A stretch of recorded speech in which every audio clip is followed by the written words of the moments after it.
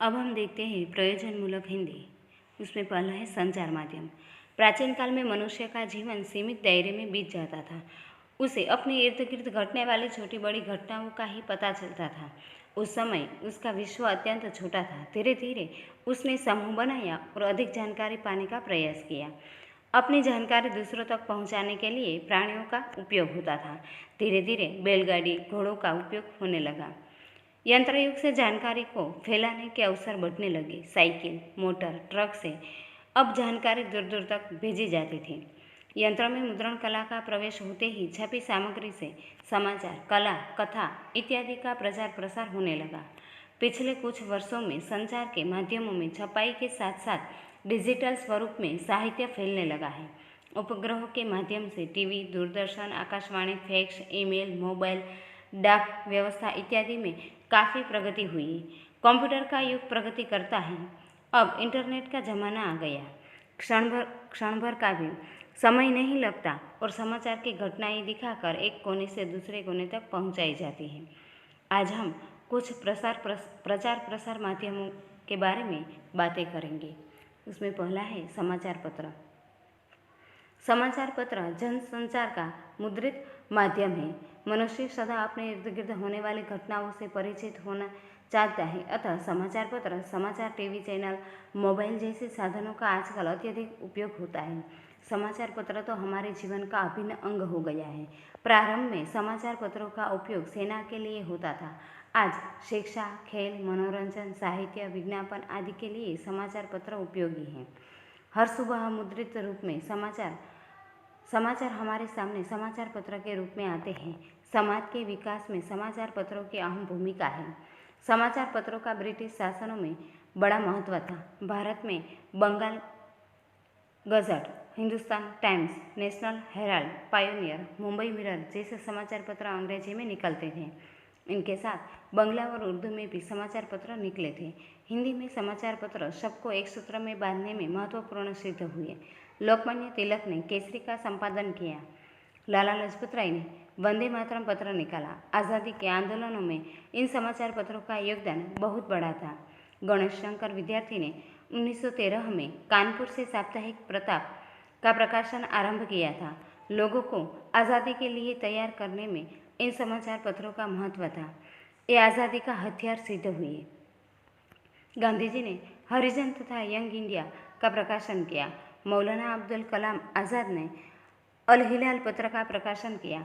यह लोगों से प्रत्यायन का प्रबल साधन था। हिंदुस्तान की सही तस्वीर उन दिनों कैसी थी, इनका पता इन समाचार पत्रों से हमें चलता है। अब हम देखते हैं आकाशवाणी। आकाशवाणी भारत की सरकारी रेडियो प्रसारण सेवा का नाम है। आकाश से सुनाई जाने वाली वाणी जो विशेष यंत्रों द्वारा ध्वनि तरंगों के माध्यम से कार्यक्रमों के रूप में प्रसारित की जाती है। रेडियो यंत्र द्वारा उसकी तरंग लंबाई को पकड़कर सुनी जाती है। सन 1901 में मार्कोनी नामक वैज्ञानिक ने रेडियो का आविष्कार किया था। इनकी सहायता से देश विदेश में होने वाले कार्यक्रम सुन सकते हैं। All India radio, BBC London जैसी संस्थाएं समाचार, हवामान तथा कार्यक्रम का प्रसारण करती हैं। रेडियो फ्रीक्वेंसी के माध्यम से हम उसे सुन सकते हैं। अब रेडियो द्वारा हम गीत, समाचार, अन्य कार्यक्रम तथा विज्ञापन सुनते हैं। अब हम देखते हैं दूरदर्शन यानी टीवी। सन 1926 में JL बेयर ने लोगों को टेलीविज़न की भेंट दी। यह रेडियो का ही एक विकसित रूप है। भारत में 1959 में दिल्ली में पहला दूरदर्शन केंद्र स्थापित किया गया। यह दृश्य श्राव्य माध्यम है। दूरदर्शन से प्रसारित कार्यक्रम सैटेलाइट की सहायता से टीवी सेट के माध्यम से हम घर में छोटे पर्दे पर देख सकते हैं। पहले प्रसारण केंद्र कम थे, अब सैटेलाइट की संख्या बढ़ी, केंद्रों की संख्याएँ बढ़ी। सभी केंद्र नाटक, संगीत, कला, सांस्कृतिक कार्यक्रम, समाचार, खेलकूद, फिल्म इत्यादि का प्रसारण करते हैं। धार्मिक चैनल पर प्रसार टीवी के सामने समुचित समय एवं रुचिकर, आनंददायक, बुद्धिगम्य निश्चित कार्यक्रम ही देखने का औचित्य रचना चाहिए, वरना आंखें कमजोर हो सकती हैं। शैक्षणिक कार्यक्रमों से पढ़ाई में मन लगता है तथा रुचिकर प्रस्तुति के कारण लाभ होता है। अब हम देखते हैं एसटीडी, आईएसडी और पीसीओ। अब हम देखते हैं एसटीडी का पूरा नाम। एसटीडी का पूरा नाम है सब्सक्राइबर ट्रंक डेलिंग। आईएसडी का पूरा नाम है इंटरनेशनल सब्सक्राइबर डेलिंग और पीसीओ का पूरा नाम है पब्लिक कॉल ऑफिस।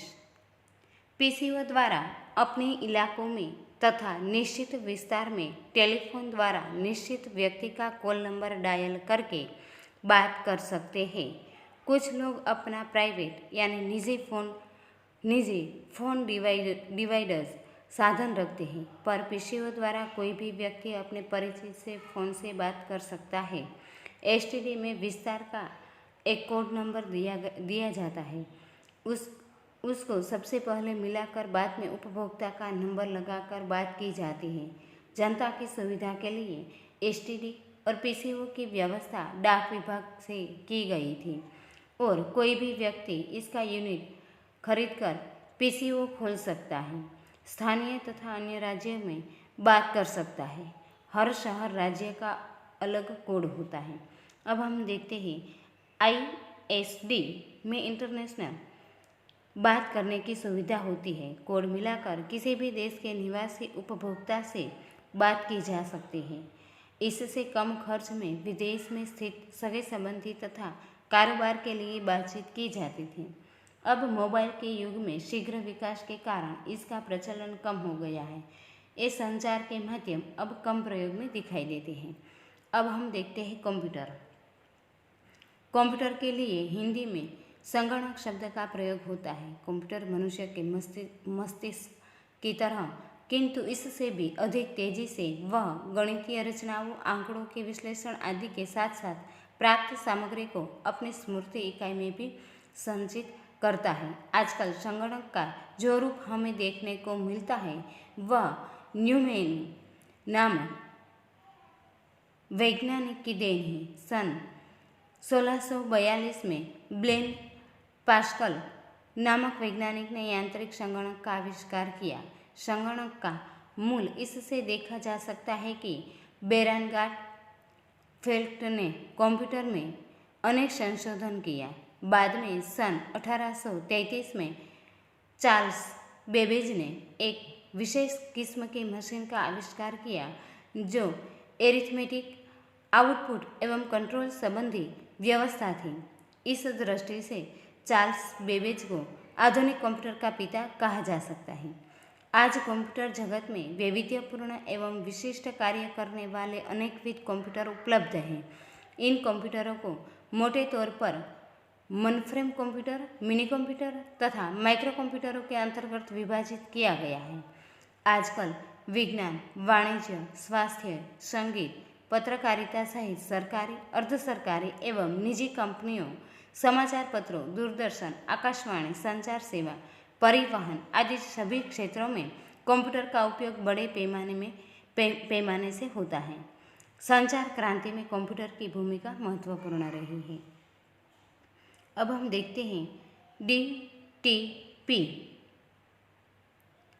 अन्य क्षेत्रों की तरह मुद्रण एवं प्रकाशन जगत में भी जबरदस्ती क्रांति हो गई है। डीटीपी के आविष्कार के साथ अब कंपोजिंग का सारा कार्य एक मेज पर करना मुमकिन हो गया है।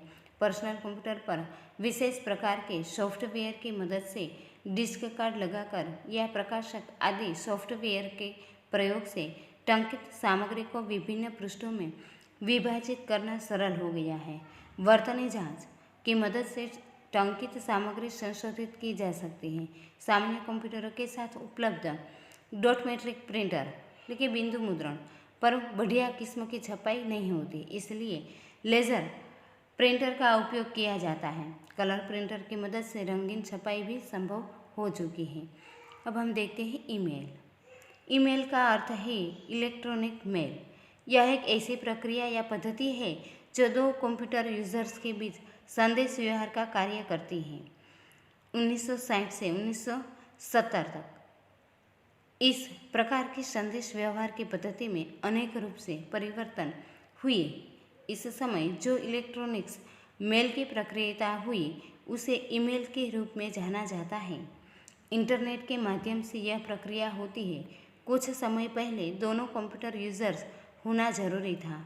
आज यह ईमेल व्यवस्था स्टोर एंड फॉरवर्ड मॉडल पर निर्भर है। ईमेल सर्वर संदेश को स्वीकार कर, फॉरवर्ड कर डिलीवरी करते हैं तथा स्टोर करते हैं।